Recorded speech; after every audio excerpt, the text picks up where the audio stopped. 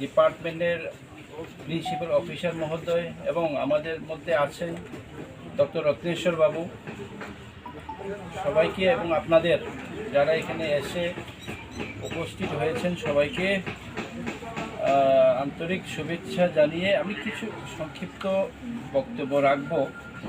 এত অতিমারির সময়ে এত বেশি দীর্ঘায়িত মানে দরকার বলে আমি মনে করি না।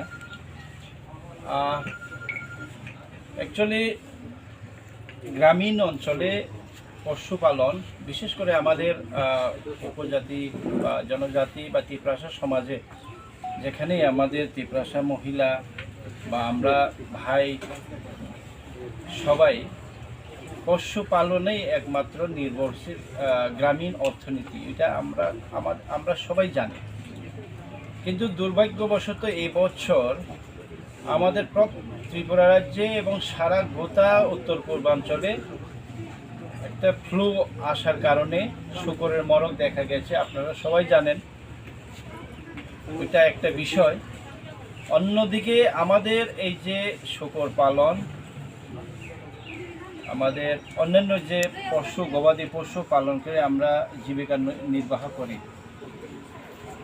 তাৎক্ষণিক পারিবারিক যে প্রয়োজনীয় আর্থিক সংকটের সময় আমাদেরকে সাহায্য করেন আমাদের এই যে শূকর বা ছাগল বা ব্রয়লার, মোরগ, অন্যান্য যে পশুগুলো আমাদেরকে আর্থিক তাৎক্ষণিক যে প্রয়োজনীয় আর্থিক সহযোগিতা সবসময় সহযোগিতা করে থাকে। কিন্তু আমাদের এলাকায়, আমাদের প্রত্যন্ত এলাকায় এবং তিপ্রাসা এলাকায় আমরা বিশেষ করে দেখি কি আমরা অ্যাওয়ারনেস কম, ওয়াকিবহল নেই আমাদের মধ্যে। কেন ওয়াকিবহল নেই? ওয়াকিবহল বলতে চাই যে মানুষের যেমন রোগ সুখ হলে ডাক্তারের প্রয়োজন থাকে, ওষুধপত্রের প্রয়োজন থাকে, অপারেশনের ব্যবস্থা করতে হয়, সুচিকিৎসার জন্য ব্যবস্থা করতে হয়, সেই ধরনের পশু পাখিরও একটা এখন আধুনিক বৈজ্ঞানিক পদ্ধতিতে নতুন যুগ এসছে। পশু পাখিদেরও স্বাস্থ্যের পরীক্ষা, নমুনা এবং চিকিৎসা হয়। তার পরিষেবা নিতে আমরা কিন্তু আমাদের তিপ্রাসা এলাকা, তিপ্রাসা গ্রামে গঞ্জে এগুলো আমরা ওয়াকিবহল নই। আমাদের মধ্যে অ্যাওয়ারনেসটা কম, যার ফলে আমরা যেভাবে আমাদের পশু পাখি গ্রোথ হওয়ার কথা, 6 মাসে যত ওজন হওয়ার কথা, যত বড় হওয়ার কথা, সে গ্রোথ আমরা পাচ্ছি না, অথবা বিভিন্ন রোগাগ্রস্ত হয়ে আমাদের মানে পশু পাখি আমরা তাদের মৃত্যু ঘটে, ফলে আমরা তা ঠিকভাবে রক্ষণাবেক্ষণ এবং প্রতিপালন করতে পারি না।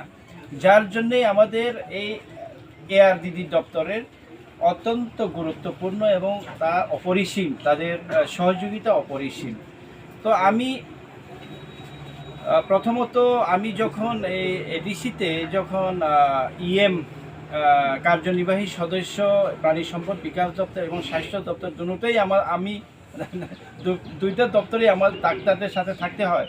আমি প্রথমেই বলেছিলাম আমাদের প্রিয় সাহেবকে যে ওয়াকিবহল করানোটা, গ্রামে গঞ্জে বোঝানো যে পশু পাখিদেরকেও একটা স্বাস্থ্য পরীক্ষা করা, তাদেরকে ভ্যাকসিনেশন করানো, তাদেরকে ওষুধপত্র দেওয়া, এই ধরনের ওয়াকিবহল বা অ্যাওয়ারনেস ক্যাম্প আমাদের জনজাতি বা তিপ্রাসা এরিয়াতে বিপুলভাবে করানো দরকার। তাহলেই কিন্তু আর্থিকভাবে আমাদের গ্রামীণ আর্থিক বুনিয়াদ একটু শক্ত হবে। সেই তাগিদে আজকে উদ্বোধন করতে পেরে আমিও খুব খুশি হলাম।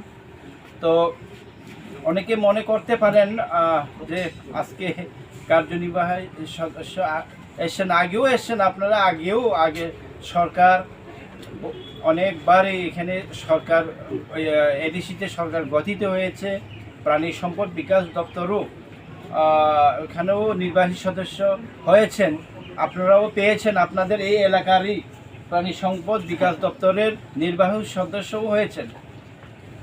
তো আমি তফাৎটা এটাই আপনাদের কাছে আমি অনুরোধ করতে চাই যে আপনারা যেন সহযোগিতা করেন, যে মানুষের কাছে বার্তা পাঠানো যে মানুষের সাথে সাথে এই যে পশু পাখি প্রতিপালনের ক্ষেত্রে তাদেরও স্বাস্থ্য দপ্তর আছে, এই চিকিৎসার ব্যবস্থা আছে, ভ্যাকসিনেশনের ব্যবস্থা আছে। তাদেরকে সঠিক সময়ে ভ্যাকসিনেশন করানো, তাদের গ্রোথ পরীক্ষা করানো,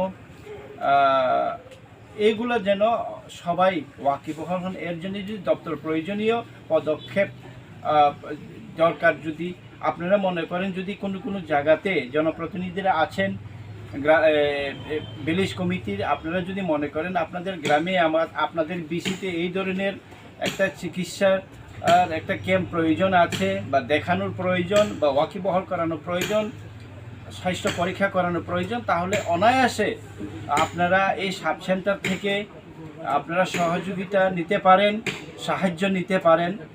তো এর জন্যই এইসব সাব সেন্টার করা। পিউ সাহেব বলেছেন যে 5টা জোনালের মধ্যে 4টে জোনালে যে জায়গাতে আমাদের সাব সেন্টারগুলো প্রায় ভেঙে পড়া অবস্থায়, সেই সব 4টা জোনালে ওটা দেওয়া হয়েছে।